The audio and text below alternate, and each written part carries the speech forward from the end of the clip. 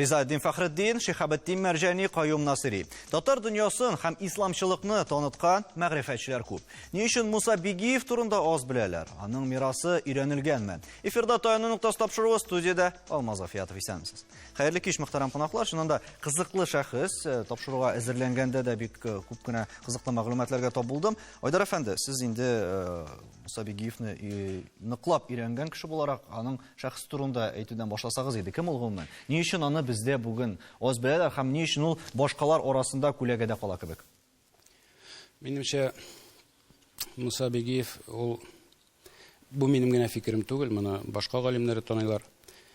Ислам динен яңартуда иң югары дәрәҗәгә ирешкән тауның ошы дип әйтәм мин. Фикер тауының, фикернең ошы, иң югары ноктасына ирешкән кеше.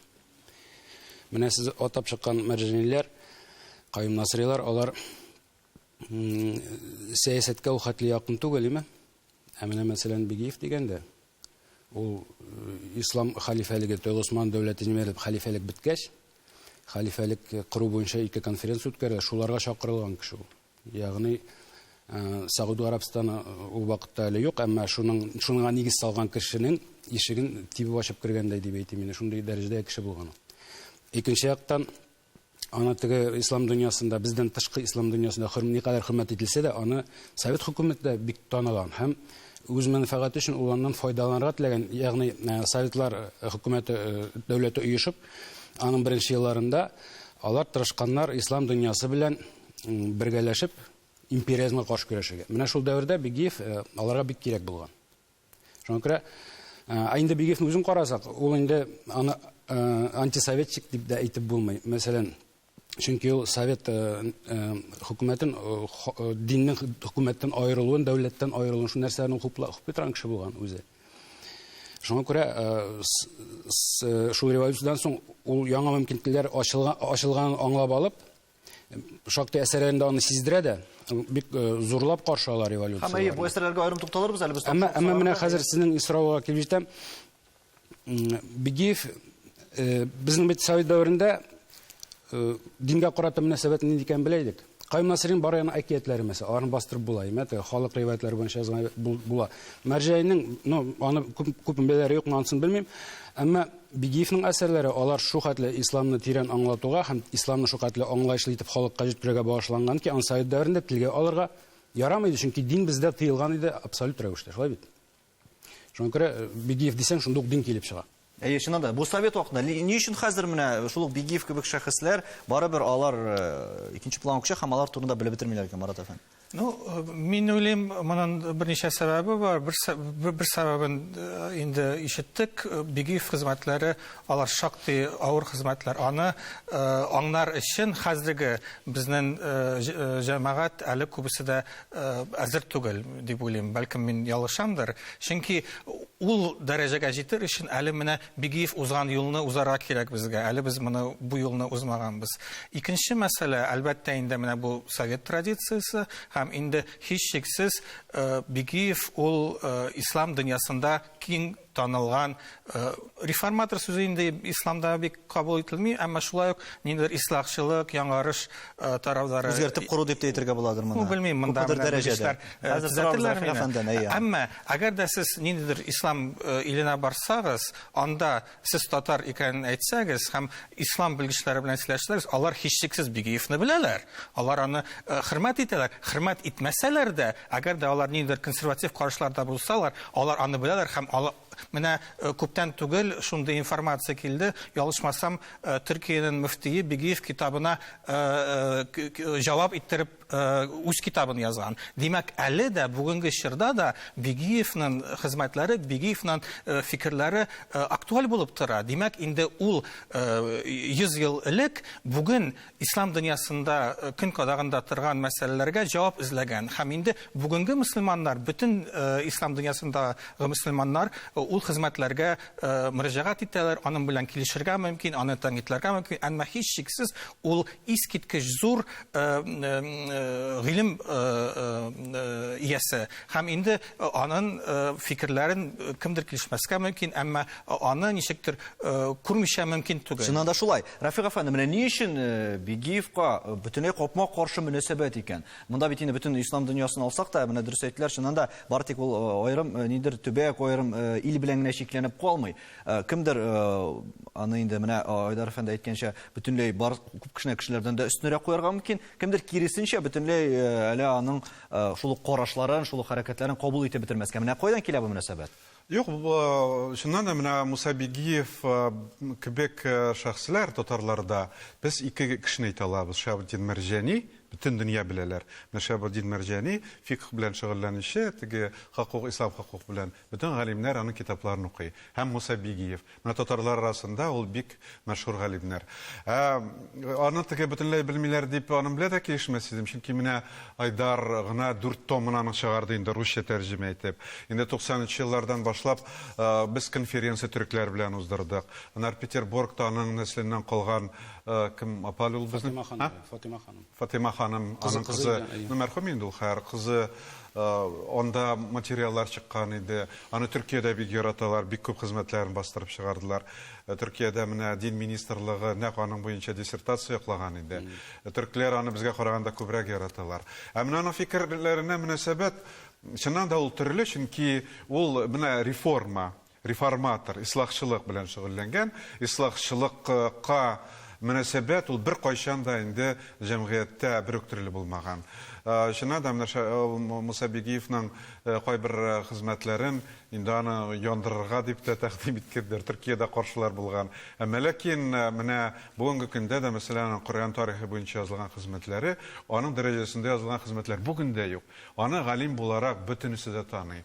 Реформачылык ул бик инде бәхәсле проблема. Реформачылык белән шөгыльләнгән галимнәр һәр вакыт җәмгыятьтә алар бәхәс уята үзләренең хезмәтләре. Бөтенесе дә белә дисез, ләкин шул вакытта ул дәреслекләргә дә кергән. Сез ачыклап китсәгез иде, аның музейлары бармы? Менә кайларда гомумән аның инде фикерләре, ниндер фәлсәфи сүзләре һәм шул ук китап чыганаклары белән танышырга була. Бу бары тик аерым моның белән шөгыльләнгән кешеләр генә ул әсәрләргә. Аны бит әле теле дә үзенчәлекле булган. Аны бит әле бар кеше дә бәлки аңлап та бетермәскә мөмкиндер. Теле уран шунда. Сорауны отмасам, беренче әйтәсе килгән әберем, менә Рафик әфәнде аны реформатор диде. Мин язганда диссертация, анда да реформаторлык сүзе бар, әмма аннары мин үзем ялгышканны аңладым. Ул реформатор түгел. Ул теге үзгәртеп кору түгел. Ул безгә әйтә, аны чагыштырган булар Лютер белән Европадагы име. Ул үзен Лютер белән чагыштырмый, риза түгел анда. Ул әйтә, исламга реформа кирәк түгел. Реформа кирәк безнең исламны аңлавыбызга ди. Исламда бөтен нәрсә дөрес ди. Бу сәбәр. Хәзер инде каянаны табарга ничә бу юк. Но менә мин аны өйрәнә башладым. Шул 2004-тә мин якладым дип әйтим инде. Шуннан бирле менә Рафик әфәнде беренче том аның әсәрләре тәрҗемә ителде. Алар бит 1000 булып чыкса чыкты, шул таралды бетте. Һәр кем китап укый әле өстәвенә. Менә без фильм төшергән идек, 2007-дә чыкты ул. Анда кеше әз белә, просмотрларын бигәс. Аны белү өчен кызыксынырга кирәк. Мине шатландырган бер әйбер бар, мәсәлән, Ислам институтында мин бераз арадашлыгым бар. Мен аны хәбәр итеп торалар. Менә магистранта диплом эшләрен язганда, еш кына әнә шул томнарны күтәреп, Бигиевны укып, аның турында һәр хәлдә искә төшереп торалар икән. Ягъни аннан ул мин китаплардан файдаланалар. Менә шу бу әйберне шатландыра. Икенче яктан бар хәзер Мәскәүдә, Мәскәү теге Русия Федерация диния нәзарәте бар бит. Алар бик зур серия башлап җибәрделәр, урысча возрождение дип атала. Безнең татар дин әһелләренең әсәрләрен чыгаралар. Шулар арасында Бигиев буенча менә инде бер том әзер хәзер. Шушы елда иншалла чыгар дип уйлыйм. Бәлки аны шулай тәкъдим итү һәм аның турында мәгълүмат җитмәй. Айрат әфәнде, менә шуннан да төрле фикерләр яңгырый дибез. Менә бүген сезнең башта фикерегезне һәм әлеге шәхескә карата мөнәсәбәтегезне беләсе килә. Һәм гомумән бүгенге нәкъ дин белән бәйле кешеләр, ислам белән бик тыгыз элемтәдә булган кешеләр ниндирәк мөнәсәбәттә тора Бигиевка карата? Бигиевка карата килгәндә менә мин коллегалар белән килешер идем. Шуннан да аның әсәрләре, аның үзенең личность буларак дип әйтик, шәхес буларак дип әйтик, бик каршылыклары күп. Төрле кеше аңарда төрле якларын күрә. Менә шул нәрсәсе дә бар. Анда менә дөрес әйттеләр, менә 1900-дә 9-12 елларда ул Коръәнне дә чыгармакчы була татар телендә. Ләкин уже шул вакытта дини руханилар моңа бик каты каршы чыгалар. Татар телендә китап Коръәнне чыгарга кирәкми, җиткән аның тәфсирләре дә дип әйтүчеләре була. Әйтергә кирәк, менә шул чир 1909 елдан 12 елга реакция чиры ул, чөнки 1908 елда Төркиядә революция үтә. Һәм бездә дә руханилар арасында революционерлар булмас микән дип жандарм департаментында да циркулярлар килеп чыга. Һәм шул берәрсе каткы сүз әйткән булса, барсына да эләгә торган була. Менә шул чорда Бигиев әлбәттә бу яктан китә ала бүтән безнең философларга караганда. Бүгенге көндә килсәк, Бигиевне бик күп искә алучылар бар.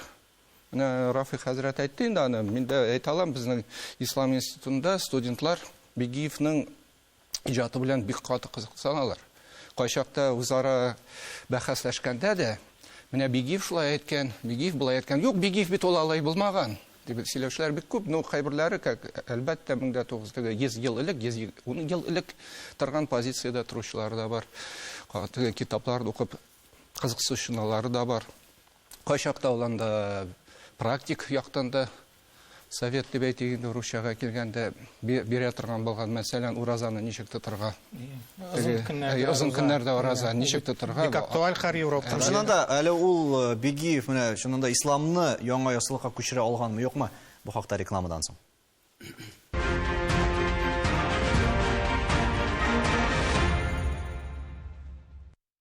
Татарстан Яңа Гасыр телеканалында Таяны нокта тапшыру. Без бүген Муса Бигиев турында фикер алышабыз. Һәм әле тагын бер төшенчәгә аңлатма берип китәсе иде. Әфәнде, исламчылык дигән ничектер колакка төрле кешегә төрлечә яңгырашы ятырга мөмкин. Менә шунда исламчылык нәрсә ул һәм күз алдына нәрсәне тота ул? Бу бит инде Бигиевка карата әйтелгәндә иң беренче терминологиялар Менә игенчәшеп, игенҗеүче игенчелек белән шөгыльләнәме?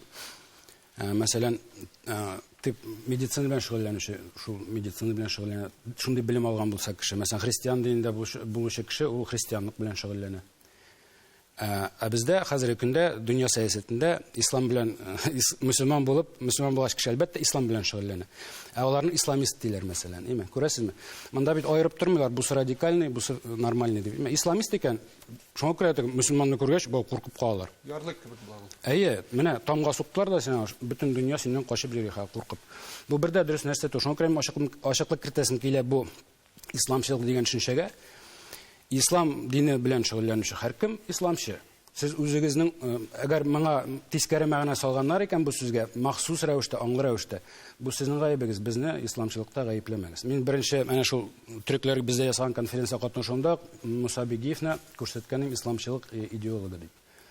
Хәзер бактың шәнчә ел үтте, ул террорист булганмы? Юк, бит әлбәттә террорист булмаган. Шулай килеп чыгара мәсәләне, нимә? Шуңа күрә ачыклык кертәсем килде бу мәсьәләгә. Һәм шуннан да әле Рафик әфәнде менә әзерләнгәндә шулай бер кызыклы моментка игътибар иттем. Анда Айдар әфәнде әңгәмәләрендә укыган идем. Кайсыдыр чыганакларда хәзер төгәл әйтә алмыйм. Ул Бигиев традицион ислам белеменә каршы чыккан дип әйтелгән. Менә сез килешәсезме бу фикер белән? Юк, менә исламчылык дигәнгә мин төшенчәгә бер үземнең фикеремне генә әйтеп узыйм.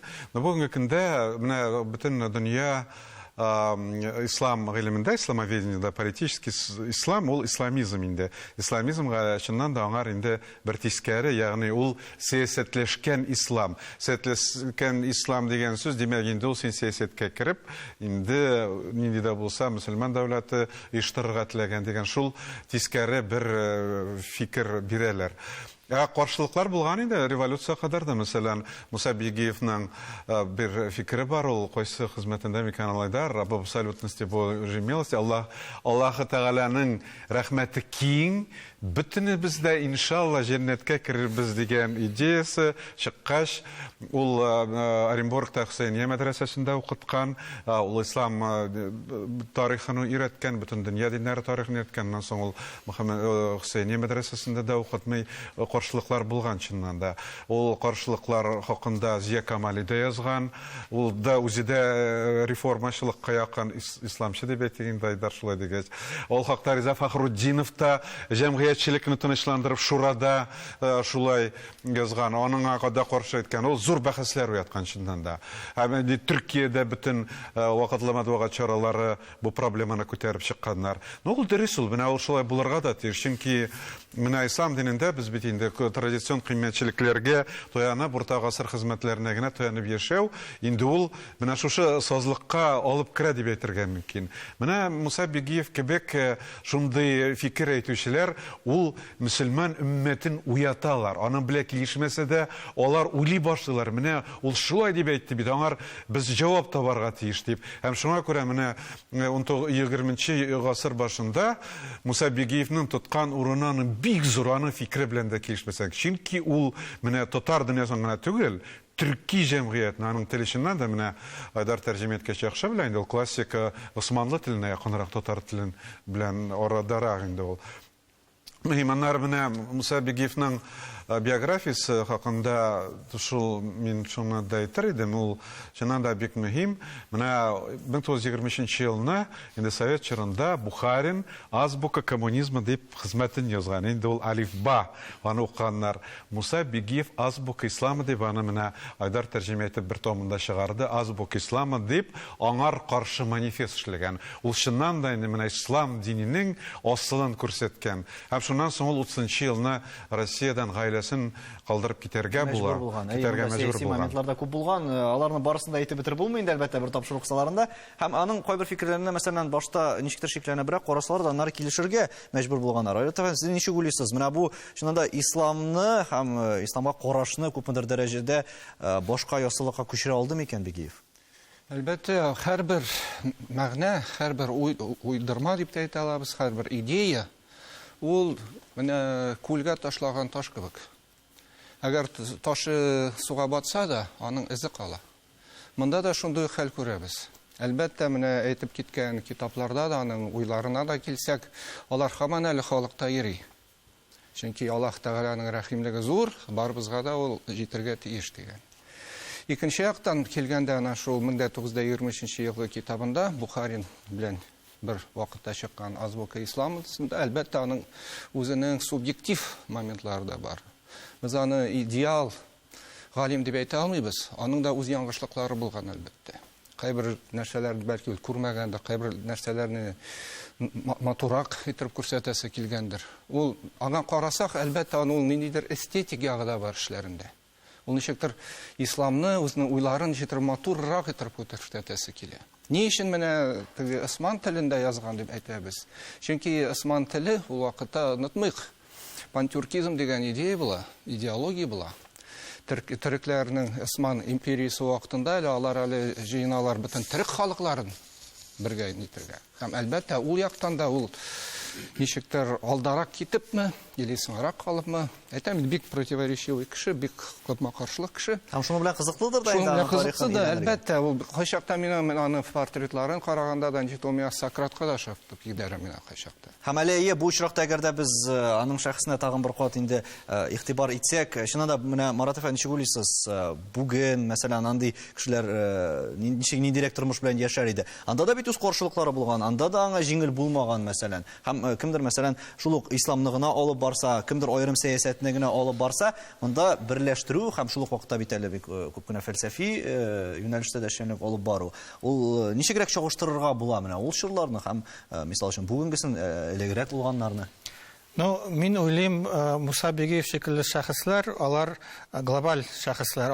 Татар дөньясында андый шәхесләр ул заманда бигрәк тә инде күп түгел. Менә безнең Риза Казый түгел, Кемал Габдрашид Ибраһимов шундый шәхес булган. Теге глобаль, теге Россиядә гына түгел, ислам дөньясын түгел, гомумән бөтен җир шарын кылычларга тырышкан. Һәм мин уйлыйм, менә Муса Бигиев та шулай. Шуңа күрә ул бик күп сәяхәт иткән, теге шәрык илләрендә генә түгел, мәсәлән, Финляндиядә барган. Һәм инде әйтергә кирәк, аны хәзер фин татарлары бик беләләр һәм бик хөрмәт итәләр, чөнки ул әйтергә кирәк, рәсми рәвештә Финляндия ислам җәмгыятенә нигез салганнарның берсе җитәкчесе дип санала, чөнки ул аларның уставларын язарга ярдәм иткән, менә бу теге исламга һәм туган телгә, татар теленгә терәк, ул шул ук менә Бигиевның салынган нигезе.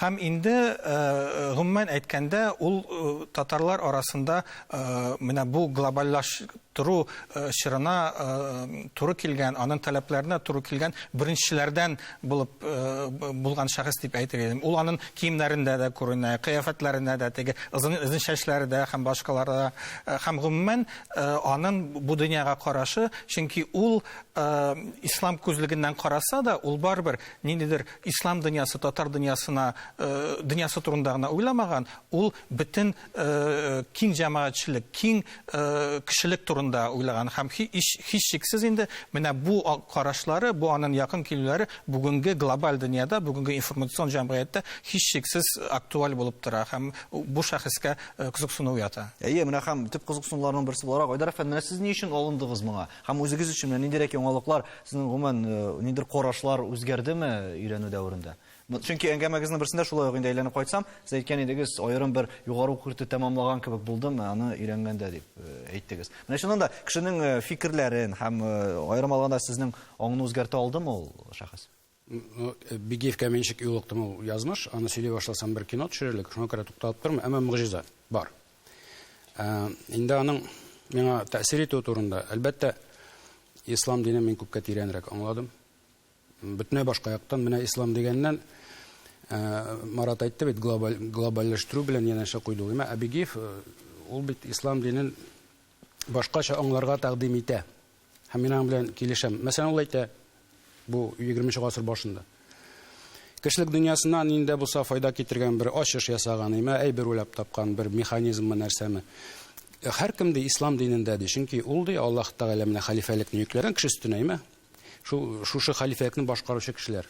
Ягъни кешелек дөньясын, тормышын җиңеләйтүчеләр, яхшытучылар, мәгънә белән тулыландыручылар. Алар әлбәттә исламдадыр. Ягъни без монда аңлыйбыз, ислам дине ул 5 төрле гыйбадәтне генә үтәү түгел. Ул чыннан да хадистән дә килә, ислам дине корылган 5 баганага дип әйтәләр. Баганалар үзләре ислам түгел, ислам шуларга корылган булып чыга. Менә бигә шул өстәге, шушы бөек менә бөтен кешеләргә Аллаһ тарафыннан бирелгән шушы тәгълиматны яңа аяктан ачып күрсәтә. Һәркем кабул итәлек. Мин ышанам, ул үзе дә әйтә, һәм мин аның сүзләренә ышанам. Кешеләр кайчанда булса бөтенесе шушы динне кабул итәчәк. Чөнки алга таба үзенең күңеленә Аллаһ белән тоташтырмыйча, Аллаһ белән аралашмыйча, кешелек дөньясы алга бара алмый. Һәм без аны бүгенге көндә күрәбез, бик яхшы кайта барганын, әгәр Аллаһ Тәгалә белән элемтә үзек булса. Бигиев безгә күрсәтә шушы чыгыш юлын кризистан. Айрат әфәнде, менә киләчәктә ничегрәк үзгәрер мөнәсәбәт? Мондый шәхесләрне өйрәнергә аерым Бигиев шәхесен алсак та, ул дәреслекләргә кертелергә тиешме сезнеңчә һәм гомумән аларга карата ничегрәк күрәсез киләчәкне? Әлбәттә, дәресләргә кертергә тиеш. Мәсәлән, менә Ислам институтында безнең анда төбәк философлары турында дәреслек чыккан иде. Рус телендә дә, татар телендә дә, әлбәттә, менә безнең бер автор монда Бигиев турында язучы Айдар. Һәм әйтергә кирәк, андый философларның аларның уйларын бәлки бер хрестоматия формасында да чыгарга буладыр. Чөнки менә бөтен чорны күрсәтеп 19 гасыр азагыннан или уртасыннан алыпмы, Шихабетдин Мәрҗәнидан алып, Бигиевларны һәм башка күренекле безнең философларны, галимнәрне, уйлаучыларны чыгарсак бик яхшы булыр иде ул. Рафиг әфәнде, менә Муса Бигиевның калдырган мирасының әһәмиятен билгеләүдә сезнең өчен нәрсә таян ноктасы барга тиеш? Менә Муса Бигиев чыннан да 20 гасыр чоры өчен ул үзенә күрә бер инде нидә булса, менә якты маяк кебек, шул ялт итеп торган, ул чыннан да интеллектуал. Шуңа да инде без аны менә Муса Бигиев ул чыннан да бит Петербургка барып урнашкан. Петербургта мөселман өммәте зур түгел, мөселманнар аз булган.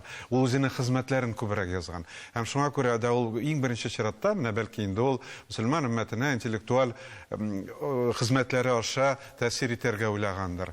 Һәм менә мин инде ул хакта бер әйттем, тагын кабатлап әйтәм, менә дин өчен ул бик мөһим. Менә мөселманнарны дингә яңача карашка обтылдыру, инде аларда ул фикерне уяту, чыганакларга яңадан әйләнеп кайту, аларны өйрәнү. Менә шул өлкәдә Муса Бигиев 20-нче гасыр өчен иң мәшһүр шәхесләрнең берсе булган. Өдер әфәнде, сезнең дә кыскача гына, безнең вакыт әле күп калмады. Әйтеп китсәгез, менә бер-ике җөмлә белән чыннан да аның калдырган мирасы һәм әһәмияте нидә? Һәм нәрсә таянып тасбырга тиеш монда? Беренчедән, без әле Бигиевне аңлар өчен өлгермәдек. 100 елга соң калсак та. Аны аңлар өчен чыннан да менә Төркиядә Мөхәммәд Гөрмәз әфәнде бар бит, дин эшләре буенча министр әйтегендә Төркиянең мөфти дип әйтеген, димме? Ул әйткәне, Бигиевне аңлар өчен Бигиев океанды, аны аңлар өчен yüзә белергә кирәк. Yüзә белмичә анда керсәм батасың. Шул батучылар кычкыралар, ул фәлән фәсмәтән ул ялгышкан анда, монда дөрес булмаган 7 класс белем белән Бигиев ялгышкан дип әйткән кешедән мин киләсемгә килә. Менә мәсәлән, шул аның заманындагы Төркия мөфтие, Төркия түгел, Госманлы империясының мөфтие Мустафа Сабри әфәнде Бигиевка каршы китап яза. Аның китапларын сатылуын Төркиядә тыя. Әмма шул вакытта ул яза. Хәзерге ислам дөньясында ди, бәхәс кырырлык бердән-бер галим булса, дин галим, ул да булса Муса Жаруллах. Жаруллах дип әйтәләр. Аның ике исеме бар. Муса Бигиев һәм Муса Жаруллах. Аны икесен дә истә тотырга кирәк. Менә шундый шәхес. Безгә аны өйрәнәсе дә өйрәнәсе. Һәм дөрестән дә безнең тарихыбыз бай, шәхесләребез күп, әлеге мирасны югалтмасак иде дигән теләктә сау булашабыз. Исәнлектә күрешергә язсын.